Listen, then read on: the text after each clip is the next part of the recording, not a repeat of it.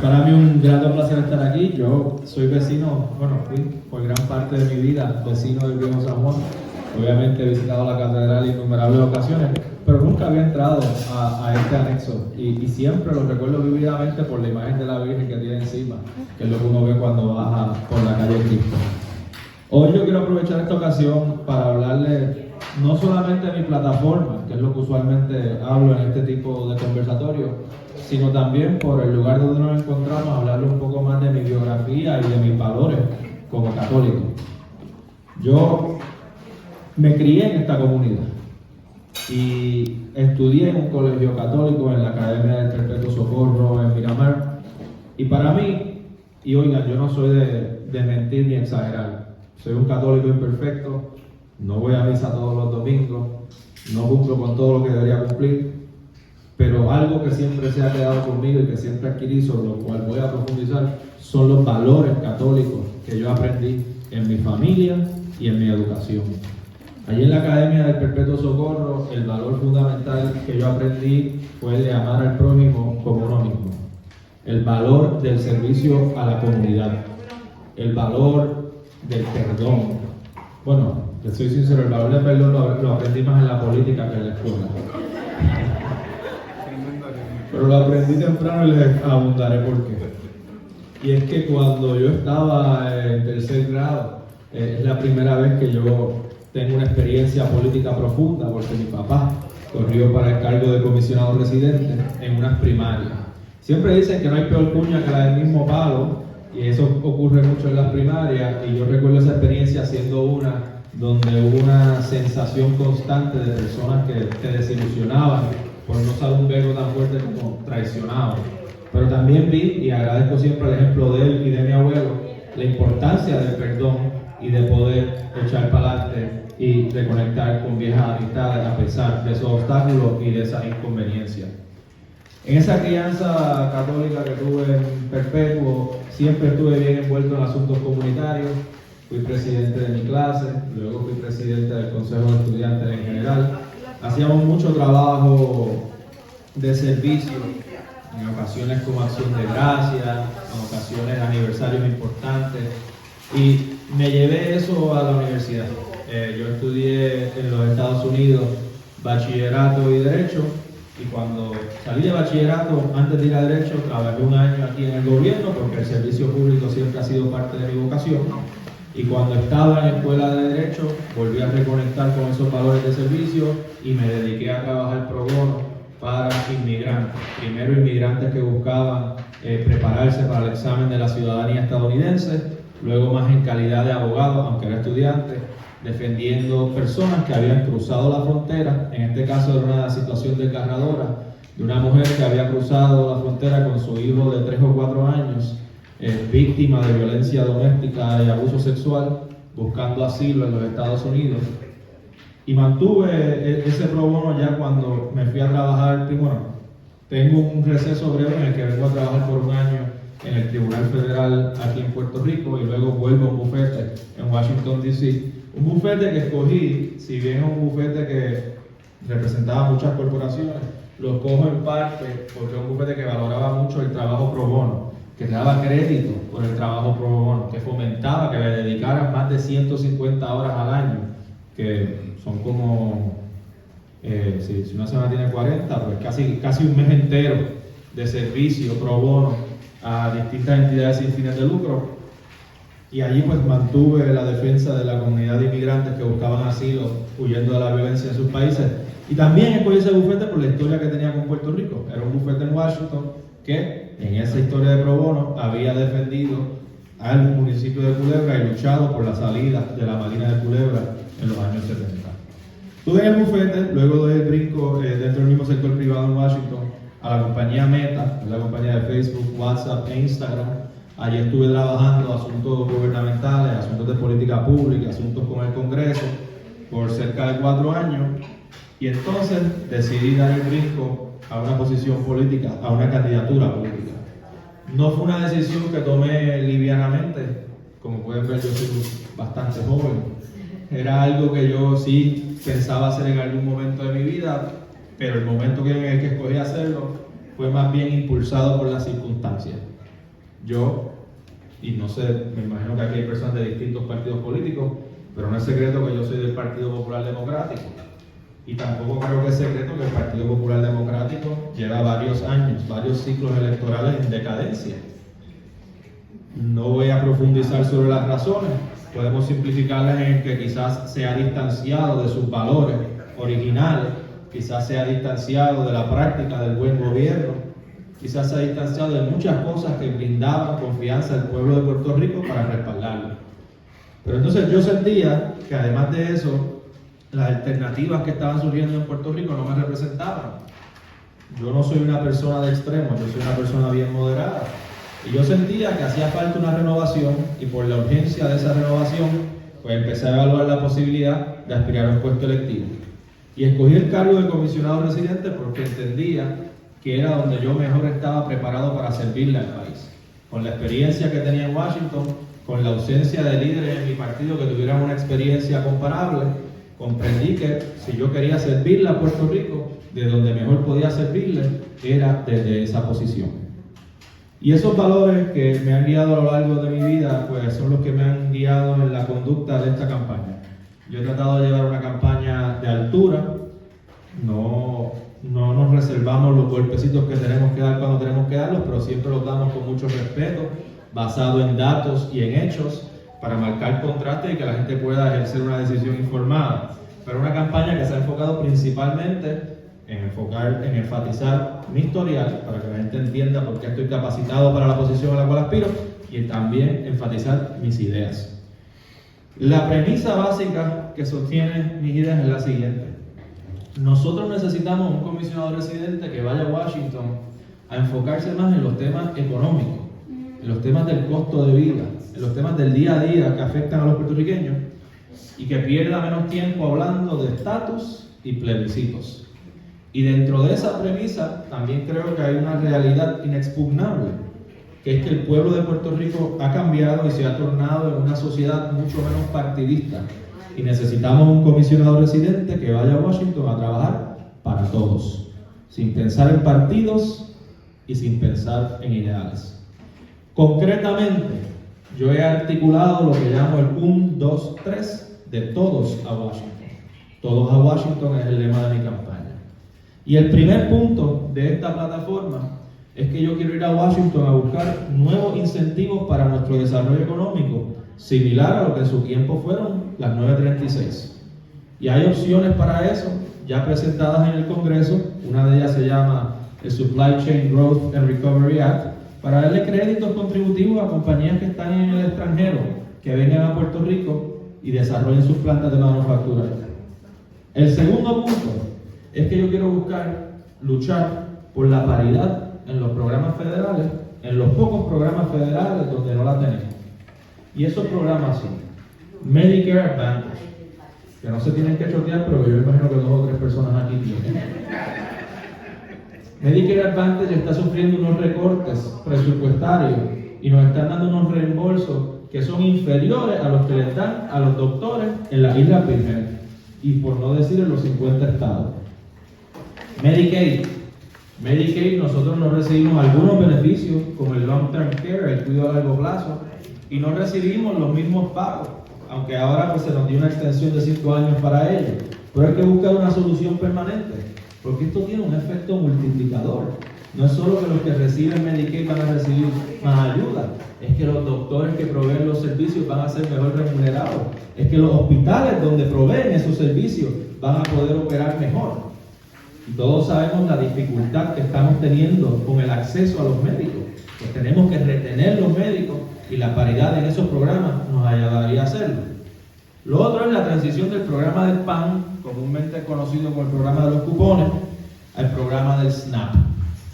Sin enredarnos mucho, porque yo sé que esta matemática a veces marea, aquí nos dan, vamos a suponer, $1 millón al año para el PAN. Y si hay 10 personas en el PAN, pues se reparte el millón entre 10 personas. Pero si hay 20, se reparte el millón entre 20. ¿Qué pasa? Pues mientras más gente lo necesita, menos chavos hay. Bajo el SNAP no sería así. Bajo el SNAP se le va a dar, de nuevo inventando los números, pero para que lo entiendan, 100 pesos por persona. Y si hay 10 personas, pues se nos va a dar 1,000 pesos, y si hay 20 personas, se nos va a dar 2,000 pesos. Y eso pues ayudaría a que los beneficios de la gente no fluctúen tanto. Y se estima que, por ejemplo, una familia de 4, en vez de recibir 600, podría recibir hasta 1,000. Y lo más importante de todo es, porque yo he oído preocupaciones legítimas de que si aumentan los beneficios, desincentivas el trabajo, el programa de SNAP te permitiría trabajar, generar más ingresos y retener los beneficios, incentivando el trabajo y reteniéndote en la economía formal. Y también la extensión del programa del SSI a Puerto Rico, el Seguro Social Suplementario, que ayudaría a las personas mayores que con el Seguro Social no les da para salir de la pobreza, y que ayudaría a las personas con diversidad funcional que no pueden trabajar. El tercer punto es el de enfocarnos en la reconstrucción, sobre todo la reconstrucción de la red eléctrica. Es una vergüenza para Puerto Rico que FEMA ha asignado más de $10 billones para la reconstrucción de la red eléctrica, y desde el huracán María para acá se ha gastado alrededor de 1. En total, de todas las agencias, estamos hablando de 15 billones asignados, 3 billones desembolsados. Oigan, y se me olvidó hablar de esto en la trayectoria. Yo que ya he estado en Washington y tengo contacto en Washington, de hecho soy el único candidato a comisionado residente que ha vivido y trabajado en Washington. Estuve en la Casa Blanca la semana pasada y le pregunté a la administradora de FEMA de por qué esto está tan lento. Y me dijeron que es que hay unos permisos ambientales que hay que tener para hacer las cosas. Necesitamos a alguien en Washington que le dé seguimiento a esas razones o a esas excusas y que agilice esos procesos, porque la realidad es que, como estamos viviendo, con la luz yéndose, con los apagones, con los relevos de carga, es simple y sencillamente inaceptable para un pueblo en el siglo XXI. Ese es el 1, 2, 3 de mi campaña. Les hablo un poco también de mi biografía y mis valores, pero es para mí un genuino placer compartir con ustedes, porque estos son los tipos de eventos que a mí me gustan. Yo prefiero esto porque aprendo, porque escucho. Y es que en el recorrido por Puerto Rico yo he aprendido tanto de los puertorriqueños. O sea, yo en una de mis primeras caminatas pude ver la soledad en la cual están envejeciendo nuestros adultos mayores, lo vi en urbanizaciones de Santa Isabel. He podido ver el potencial de movilidad social que nos da el deporte. Cuando fui a un juego de softball en Salinas y la alcaldesa me decía, yo creé este programa y hace 10 años o 7 años, no me recuerdo cuánto tiempo, he tenido tantas personas becadas que van a la universidad gracias a este programa de deporte. Yo he visto mucho.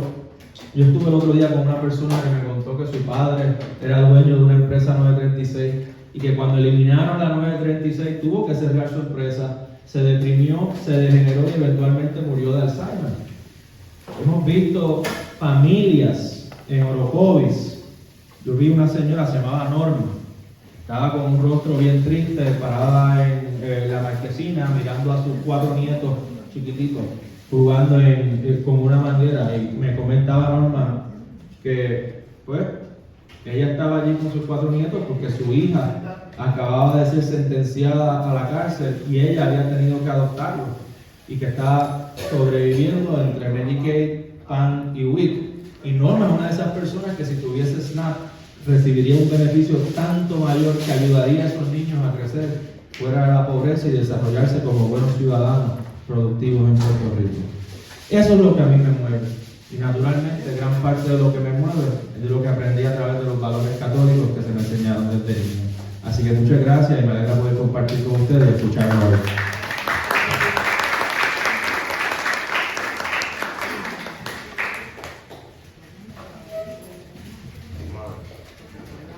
Anda, pero empezamos caliente. Considera que Puerto Rico es una nación. Sí, Puerto Rico es mi nación. Puerto Rico es mi nación. Si bien no es una nación en el sentido de la soberanía internacional, como lo es la República Dominicana, Haití, Cuba y otros vecinos, es una nación en el sentido social, cultural, como lo son naciones dentro de otras naciones como Escocia, como Cataluña y como Quebec dentro de Canadá. Sí, Puerto Rico es mi nación.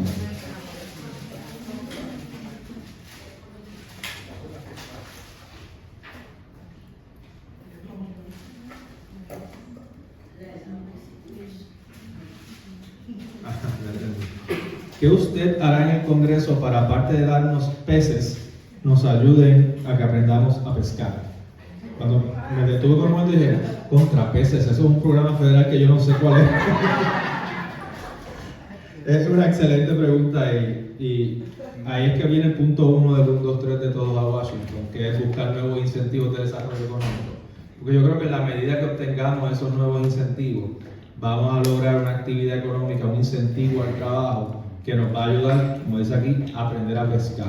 Pero incluso cuando yo les hablo de la paridad en los programas federales, yo enfatizo mucho que no pensemos en esto solamente como más ayudas, sino que lo veamos también como herramientas de desarrollo económico. En el contexto de lo que les hablé de Medicaid, eso va a ayudar a que queden más doctores en Puerto Rico, a que tengamos más enfermeros en Puerto Rico, a que tengamos más hospitales en Puerto Rico, más gente trabajando en Puerto Rico. En el caso del SNAP, si bien eso aumenta los beneficios, eso fomenta también que se inserten en el mercado laboral, porque tienen unos límites de ingresos más altos, porque tienen unas obligaciones de trabajar si pueden y estar dentro de ciertas edades. También fomenta la industria de agricultura y de alimentos, porque ese dinero va y se usa en el consumo de esos productos. Así que eso es lo que quiero enfatizar aquí. Mi enfoque en el desarrollo económico es para crear más y mejores empleos con más y mejores condiciones de vida, pero mi enfoque en la paridad no es solamente para repartir más peces, sino para que tengamos también más gente pescando.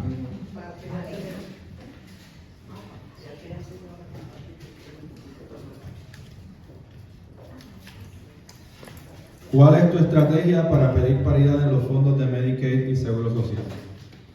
Pues eso parte de la premisa correcta, que esa es una de las cosas que yo voy a buscar.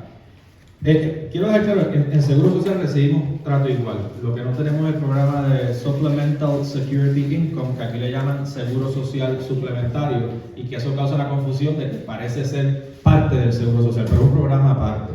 Y en cuanto a Medicaid y eso, bueno, lo primero es que gran parte de nuestra esperanza está en que el Partido Demócrata gane el control del Congreso y la presidencia, porque el Partido Demócrata es el partido que fomenta la extensión de estos programas a Puerto Rico. En cuanto a Medicaid, ahí yo sí confío que podemos encontrar una solución bipartita, porque nosotros recibimos una extensión en el financiamiento de Medicaid hasta el 2027. Si esa no se vuelve a extender o no se hace permanente, aquí habrá lo que llama un precipicio fiscal que crearía una situación económica precaria en cuanto a la administración de la salud se refiere, que de por sí provocaría una crisis humanitaria para los Estados Unidos. Y con ese contexto es de esperarse que los republicanos colaboren y ayuden a mantener el financiamiento de este proyecto.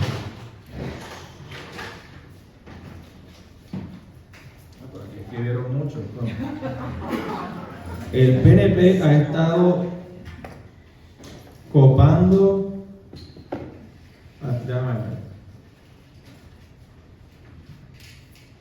Vamos a ver.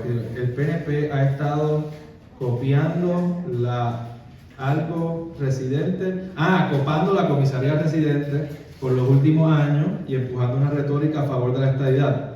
¿Qué votos se le presentan a usted de prevalecer en las elecciones para cambiar, qué vetos, para cambiar esta retórica ante el Congreso y el gobierno norteamericano?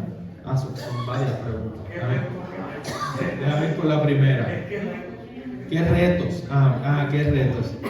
Ya se choteó quien la escribió. Mire, es cierto, el PNP, para que ustedes tengan una idea de cuántos años llevan en la comisaría, llevan 20 años corridos, desde el 2004, pero también llevan 7 de las últimas 8 elecciones. Llevan 28 de mis 33 años de vida. Hay personas que se están inscribiendo para votar ahora que nunca han tenido un comisionado residente que no sea del PNP. Y ese es parte del mensaje de la urgencia de cambio que yo propongo. Y sí, en efecto, la única voz que se ha llevado en el Congreso es la voz a favor de la estadidad. Oigan, yo respeto la estadidad. Cuando se atienda al estatus, yo creo que la estadidad debe estar en la papeleta en igualdad de condiciones y quienes crean en ella deben poder votar por ella, aunque yo no la favorezca. Mi impresión de lo que yo he visto en el Congreso es que el Congreso actúa y piensa bien a corto plazo, no le da mucha importancia al tema de Puerto Rico y cambia cada 2 años. De modo que si hay un comisionado residente que le presente no solamente mi cara de la moneda, sino las distintas caras de la moneda con justicia, como yo me propongo hacer, ellos van a tener más apertura hacia las demás opciones y se darán cuenta que esto no es un asunto tan unilateral como les han hecho ver. Segundo. Es para atendernos después, porque como hay otra, y así que ya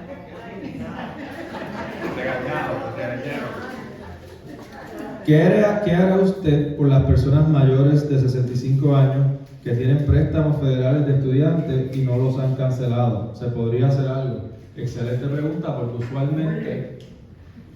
Yo estudié con préstamos federales, sigo pagando a tiempo de que nos dé un break a las personas de 65 años en adelante.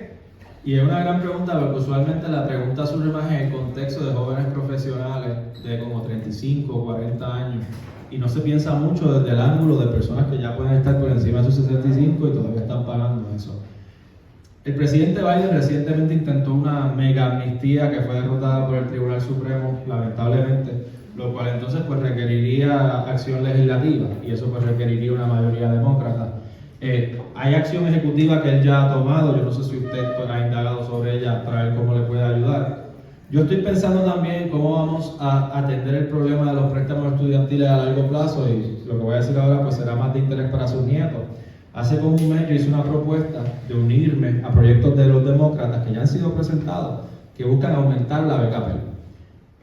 Aumentar la beca Pell para que primero pues, sea casi el doble, lo cual mejoraría la calidad de nuestras universidades porque tendrían más recursos, porque muchas universidades realmente lo que hacen es ajustarse a la beca. Segundo, aumentar la cantidad de tiempo por la cual la beca estaría disponible. ¿Y por qué esto es bueno?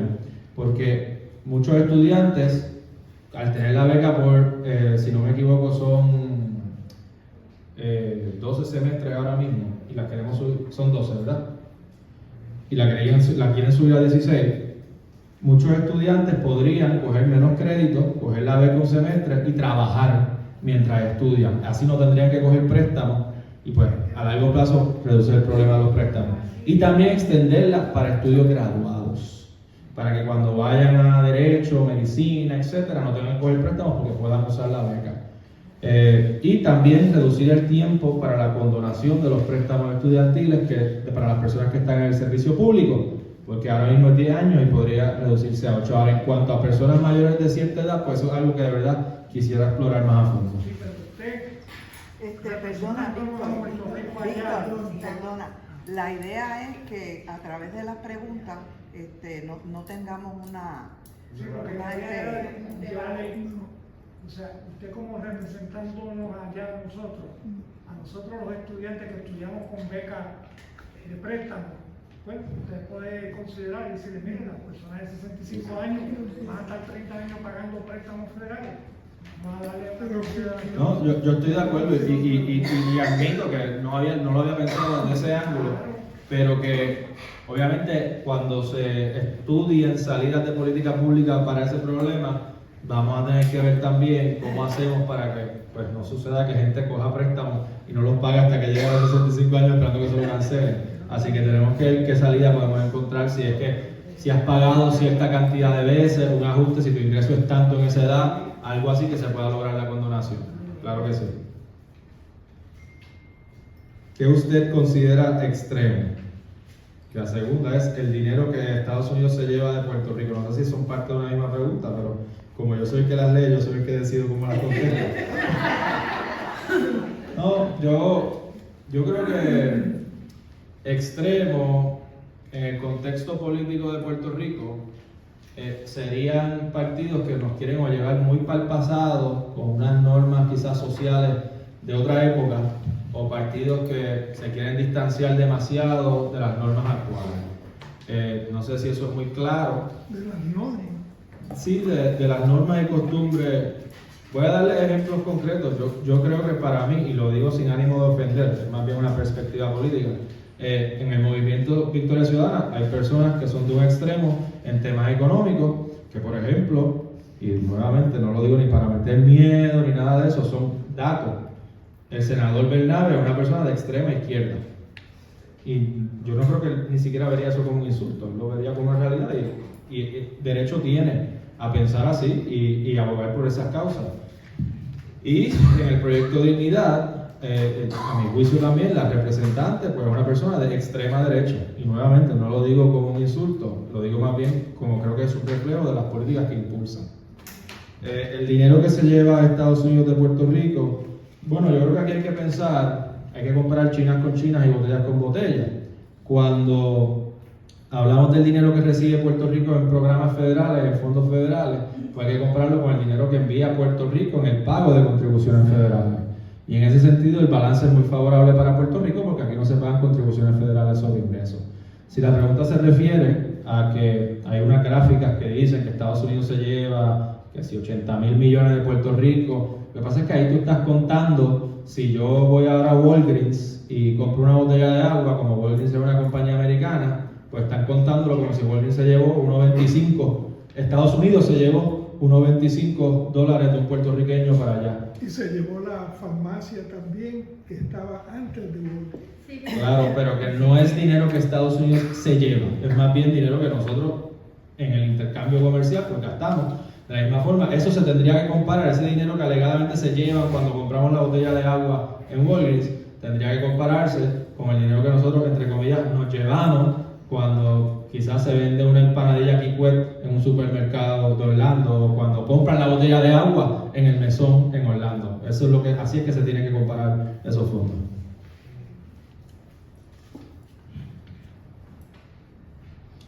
De usted ganar, ¿cuáles serían los cambios económicos que le aplicaría a las agencias de recaudos como la oficina del CRIM, que es muy alto su recaudo?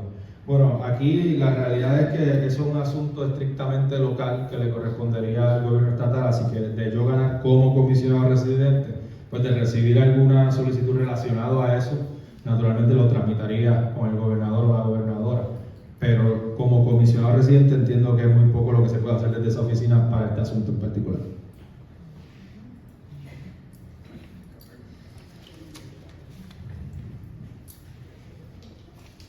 ¿Qué haría para evitar que los fondos federales asignados al Departamento de Educación sean designados a otros fines o no sean mal usados? Ay, esta pregunta me encanta porque me ayuda, me obliga a hablar de un tema que me llena de mucha frustración. ¿Cómo les digo?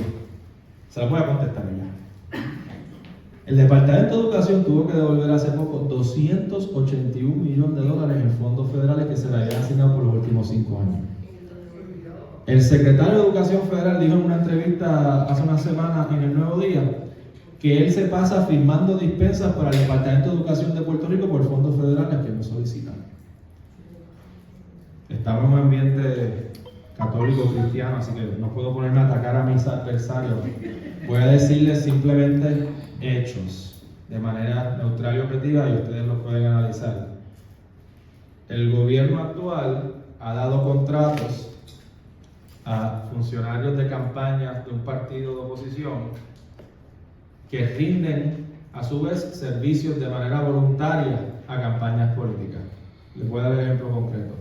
La directora de campaña de mi contrincante, 3 días después de iniciar labores como directora de campaña, creó una corporación. Al mes, esa corporación recibió un contrato del Departamento de Educación de $25,000 mensuales, de $166 la hora. ¿Para qué? Para manejar redes sociales, para subir fotos a Facebook. Nosotros investigamos qué fotos a Facebook pudo haber subido en el periodo de la vigencia de ese contrato. Receta para hacer tembleque. A mi juicio, eso es un mal uso de los fondos de educación, porque yo creo que el Departamento de Educación, con tanta necesidad, con tantos baños rotos, con tantas fuentes de agua rotas, con tantos salones sin aire, con escasez de maestros, con escasez de orientadores, esté pagando $25,000 a quien sea por el manejo de redes sociales, es un gasto injustificable. Ahora vamos a la parte de la pregunta. ¿Qué haría? Pues yo no dejaría que eso sucediera. Ejerciendo la función de supervisión y fiscalización que tiene una oficina congresional, lo primero que yo haría sería enviarle una carta al secretario de Educación para que investigue si esos contratos se están usando fondos federales. Porque si se están usando fondos federales, entonces hay jurisdicción del gobierno federal para investigar más a fondo y exigir mejor uso de ellos. Está el programa también de la descentralización del Departamento de Educación, que es un programa que está impulsando el Departamento de Educación Federal. Ese es un buen programa. Yo no soy el tipo de persona que dice esto empezó con la administración pasada, borrón y cuenta nueva. Ese es un programa al cual hay que darle continuidad y al cual hay que hacerle ajustes para mejorar. Porque ese programa de la descentralización ayudaría a que los fondos federales, esos 281 millones que se perdieron, esos fondos que se pasan dando dispensa, los puedan solicitar las mismas escuelas y recibirlos directamente. Yo apoyo ese tipo de programas, pero claro, creo que hay que hacerle unos ajustes porque he oído que los que están a cargo de ejecutarlos a nivel del departamento local, pues les falta transparencia y lamentablemente no han estado exentos de la política partidista. Quiero hacer un comentario, que se me ocurre que con eso de los tembleques tenía un propósito político que era para hacer temblar.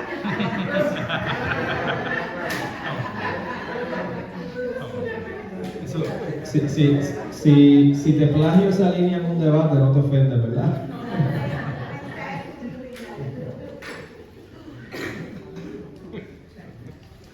Como que el tembleque es lo que me dio a mí cuando vi la cifra que se ganaba. ¿Qué opina usted de la ley 22 o 221? Voy a suponer que es 22. Y 700 Airbnb en Viejo San Juan. Pues mi postura en cuanto a las leyes contributivas es que siempre los que más tienen, más deben pagar. Pero se deben dar exenciones cuando la alternativa es que no vengan. Yo creo que la ley 60, la antigua ley 22, tiene mucho potencial que no se ha usado.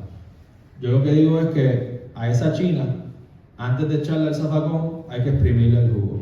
Y tenemos que hacer un mejor trabajo exprimiéndole el jugo. Porque ha traído beneficios económicos en ciertas áreas. En cuanto a los Airbnb en el Viejo San Juan, bueno, lo primero que tengo que decirle es que cuando se murió mi abuelo, que tiene una propiedad en el Viejo San Juan, no había quien la comprara o la viviera de la familia, así que es un Airbnb a tiempo parcial cuando la familia no está, y quiero dejar eso claro antes de darle mi opinión. Yo no recibo ni un peso de eso, lo recibe mi papá, pero eso no importa, yo creo que es importante que haya transparencia. Los Airbnbs han sido positivos para la economía y los pequeños empresarios porque le ha dado una oportunidad a muchas personas que de lo contrario no lo tuvieran, pero en zonas como el Viejo San Juan, que son, ¿verdad?, bastante cerradas, pequeñas, densas y que tienen una comunidad vibrante, siempre hay que tener la necesidad de regular cosas como los Airbnbs.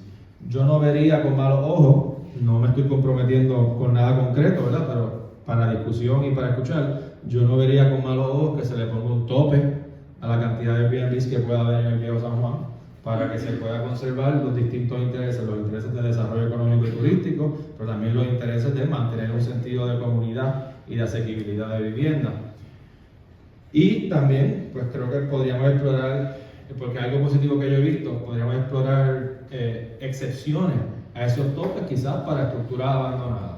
O sea, hay estructuras abandonadas en San Juan, si una persona quiere rescatarla y hacerla en un Airbnb, pues quizás ahí podríamos darle una excepción.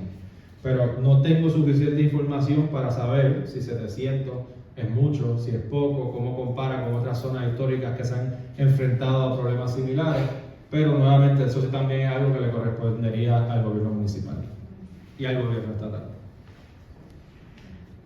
Si pudiera mencionar un pequeño dato.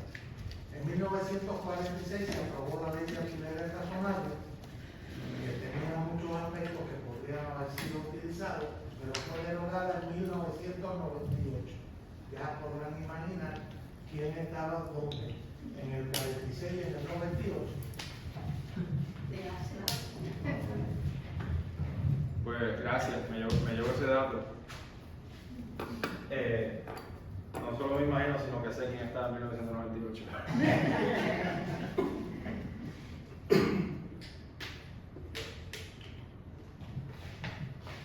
Esto es bueno porque yo tengo 3 debates en el mes de octubre y en los debates se tiran con cuantas preguntas hay, así que esto cuenta como preparación.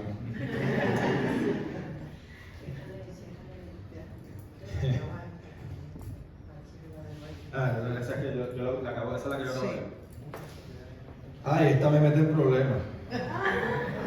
De ganar el PNP la gobernación, ¿cómo piensa usted manejar su relación con ese gobierno? Mire, yo le voy a hacer una historia de la primera vez que me hicieron esa pregunta y la contesté. Ya ustedes han visto que yo soy un poco problemáticamente franco y honesto. Pues me hicieron esa pregunta y yo contesté bien franco, honesto y directo. Y horas después el titular era "listo para trabajar con un gobernador de otro partido". Y pocas horas después el titular era "tira a mondongo a su compañero papeleta". Así que desde entonces yo siempre que oigo esta pregunta tengo que contestar con lo siguiente: yo no creo que eso va a pasar, yo no quiero que eso pase, yo pido el voto por mi partido para que eso no pase.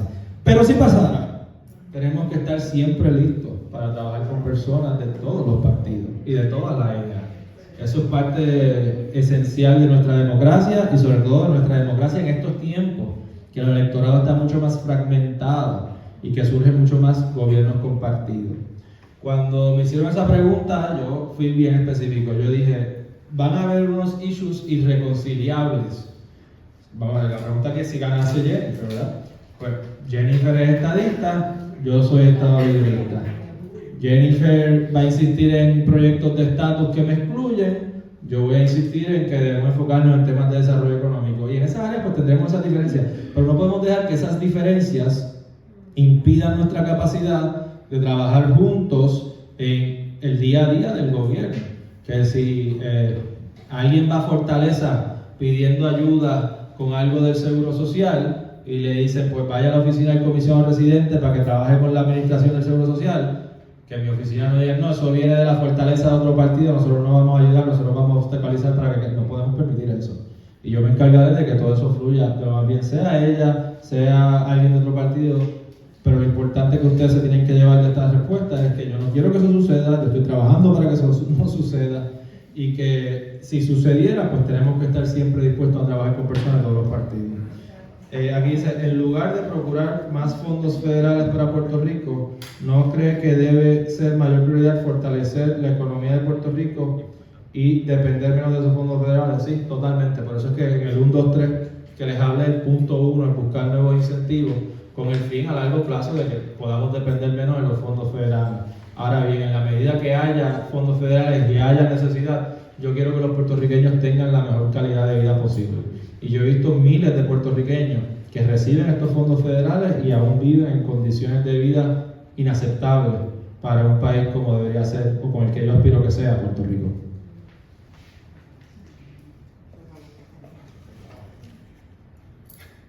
¿Tiene usted escolta? No. Lo que pasó fue que la ley le da escolta a los candidatos a gobernador y comisionado residente. Y yo dije que yo no quería. Y me ofrecieron desde enero. Cuando llegó finales de julio, que empiezan todos los revoluciones de los eventos multitudinarios y las caravanas, me dijeron, es mejor que las tengas para este fin de esta recta final. Y dije, bueno, pues si otros la piden y es lo menos posible, por el menor tiempo posible, está bien. Pues me cogieron en un video donde honestamente en ese instante no eran necesarias. El video se fue viral, la gente expresó su indignación y yo hice lo que yo entiendo que un político debe hacer, que es escuchar al pueblo y renunciar a ella. Y desde entonces no tengo, y cuando esté en Washington, no pienso tener en Washington y no pienso usar tampoco la guagua de $65,000 que compraron con fondos públicos para la comisionada residente en Washington. Yo he vivido y trabajado en Washington, uno se puede mover a pie, en tren, en Uber, en Lyft, y si quisiera un carro allá, pues me lo compro yo.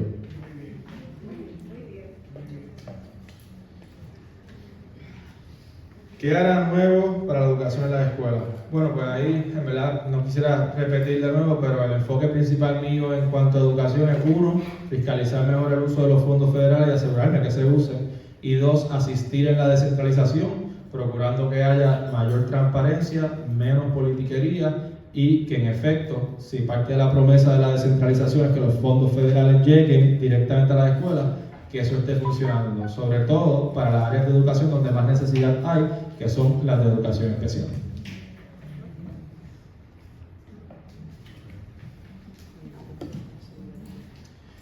¿Cree usted en mejorar la relación entre Puerto Rico y Estados Unidos aún ha mejorado? La respuesta es que sí. Mi posición respecto al Estado Libre Asociado es que yo apoyo mantener y mejorar el Estado Libre Asociado. ¿Y cómo yo creo que se puede mejorar el Estado Libre Asociado? Pues yo tengo la respuesta, yo le llamo la respuesta jeringonza, que es media jurídica y técnica, y tengo la respuesta sencilla. Les voy a dar las dos. La más jeringonza es lo que yo llamo las 4P. Que Puerto Rico tenga un pacto entre Puerto Rico y los Estados Unidos que defina bien el poder de cada cual, la autoridad de cada cual, que Puerto Rico tenga paridad en los programas federales, que Puerto Rico tenga más participación en la toma de decisiones del gobierno federal sobre asuntos que le incumben, y 4, que Puerto Rico tenga más poderes para su desarrollo económico. La respuesta es sencilla. Yo quiero un nuevo ELA donde haya más democracia, donde el valor del voto rinda más y donde haya más oportunidades de desarrollo económico, donde podamos mejorar la calidad de vida de los puertorriqueños. La otra P que usted usó. Ay, espérate que hay otra aquí, ¿verdad? País. ¿Ve usted posibilidad de que el PPD establezca alianzas políticas con otros partidos para futuras elecciones? Si yo contesto esa pregunta hoy, creo un huracán de reacciones. Le voy a decir, no voy a contestar preguntas sobre las futuras elecciones hasta después de estas. Le voy a decir cuál es la postura para estas elecciones y la postura histórica del Partido Popular.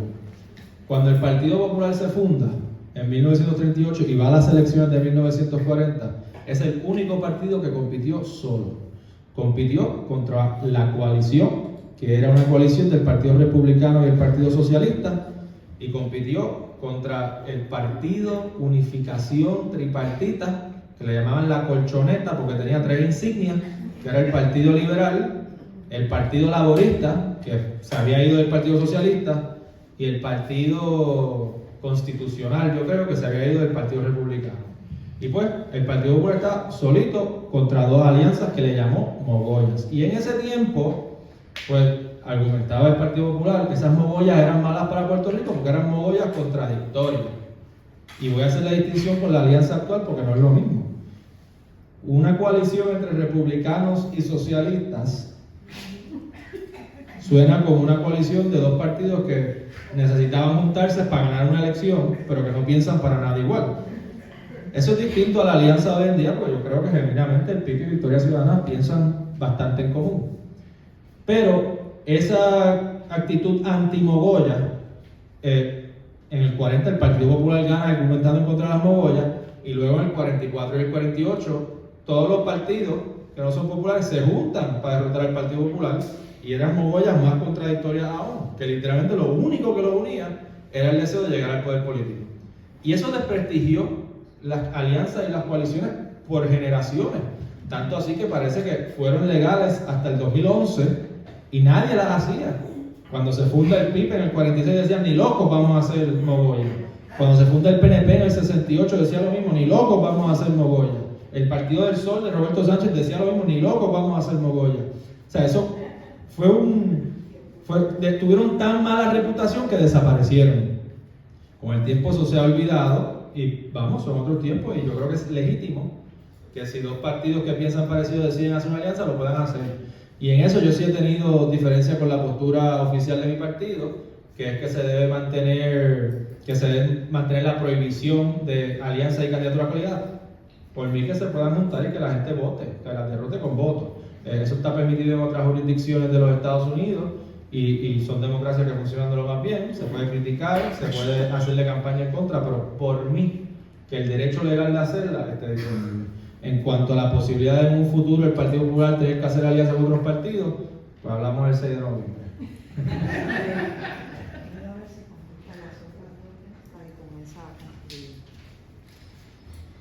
Ah, no, te ya lo contesté. Ah, es verdad, la otra dos, perdón. ¿Cuáles serán sus proyectos ante el Congreso de prevalecer en las elecciones? Bueno, pues ya les hablé del 1, 2, 3, del Supply Chain Growth and Recovery Act. Les voy a hablar de 2 que le hablé de la BKP. Le voy a hablar de uno que no mencioné, que es de vivienda asequible. En el Congreso ahora mismo hay un proyecto bipartita para aumentar los créditos contributivos para la construcción de vivienda asequible, con enfoques especiales en zonas pobres, en zonas rurales, en viviendas para veteranos y en extender protecciones para víctimas de violencia doméstica. Y ese es un proyecto que la comisionada actual, por razones que desconozco, quizá, o sea, no tiene que ser una razón de que esté en contra, pero por razones que desconozco, no coauspicia. Yo voy a coauspiciar si lo vuelven a introducir en el Congreso que viene. ¿Cuáles considera usted que son contrincantes reales para la comisaría residente. Bueno, pues ahí les puedo hablar de lo que yo he visto en las encuestas. Yo he hecho encuestas privadas, han salido encuestas públicas. Yo de las privadas no puedo hablar mucho, pero sí les puedo decir que en el promedio de encuestas públicas y privadas, la elección está entre el candidato del PNP, William Villafañe, y yo. Y estamos dentro del margen de error, o sea que es como un virtual empate. Cada cual, podemos decir, entre el 36 y 33%. En el caso del Proyecto Dignidad está bajito, en el caso de Victoria Ciudadana también. ¿Por qué? Pues me sospecho yo que la popularidad de Juan Dalmau a nivel de la gobernación pues no necesariamente va a otra parte de la alianza.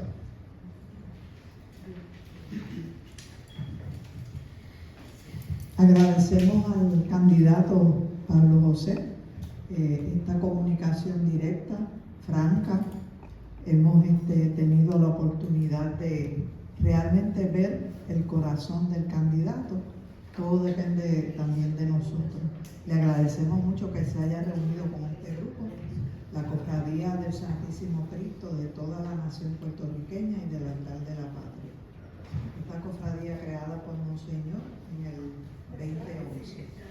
Está invitado siempre primero a asistir a la catedral cuando es y de vez en cuando. Y después con nosotros. Bien. Lo que pasa es que yo se los dije, porque a mí no me gustan los políticos que vienen. Y para mí el político, mientras más menciona a Dios, menos confiable. No, y hemos visto muchos que muchas las iglesias en esta época. Vamos a entregarle entonces al candidato este certificado de agradecimiento y apreciación. Dice al señor Pablo José Hernández Rivera: pido a Dios que crezca el número de políticos capaces de un diálogo auténtico que se oriente eficazmente a sanar las raíces profundas y no la apariencia de los males de nuestro mundo.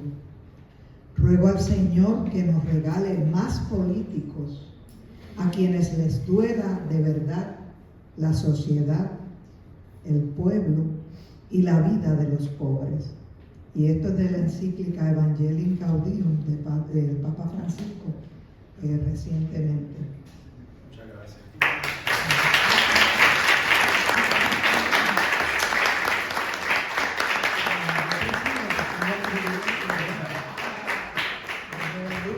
Gracias por estar con nosotros. Yo no sé, el candidato tendrá su programa, así es que yo lo veo muy tranquilo sentado. A veces se para en la mitad. Si alguien quisiera una foto o algo, Se pueden acercar. mi próxima parada es. Yo tengo un evento, pero antes de irme me voy a comprar un limpiador de limón allá abajo.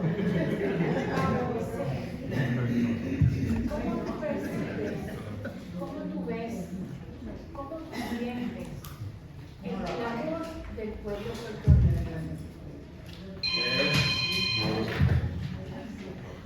Te voy a contestar con una anécdota de algo que yo aprendí de chiquito en cuanto al amor del pueblo de Puerto Rico. Y fue cuando se murió mi abuela Lila, que era bien católica y bien devota. Y estábamos saliendo del cementerio y yo tenía 11 años, 10 o 11 años. Y yo comento como molesto que pues, eso había sido un evento bien público, lleno de gente que se le quedaba encima, abrazada. Y yo me quejé de que no hubieran, palabras de entonces, ¿verdad?, quizás respetado más nuestra privacidad. Me quejé de haber tenido que compartir eso con todo, a lo que parecía ante mis ojos, todo el pueblo de Puerto Rico. Y mi abuelo, que estaba bien compungido y lloroso, me dijo con su voz pausada que estas eran personas que amaban a mi abuela, que amaban a nuestra familia y que nosotros teníamos que devolverles ese amor. De manera decir que ese regaño se quedó conmigo para siempre. Y especialmente en los momentos difíciles de campaña, cuando a veces uno recibe quizás números desfavorables o te hacen una crítica constructiva que no te gustó porque hiciste algo mal en una entrevista. Cuando yo llego a un pueblo y la gente me abraza y yo a veces me desplomo sobre ellos, eso es lo que a mí me da vida y energía. Y así es que yo siento el amor del pueblo. Eso es así.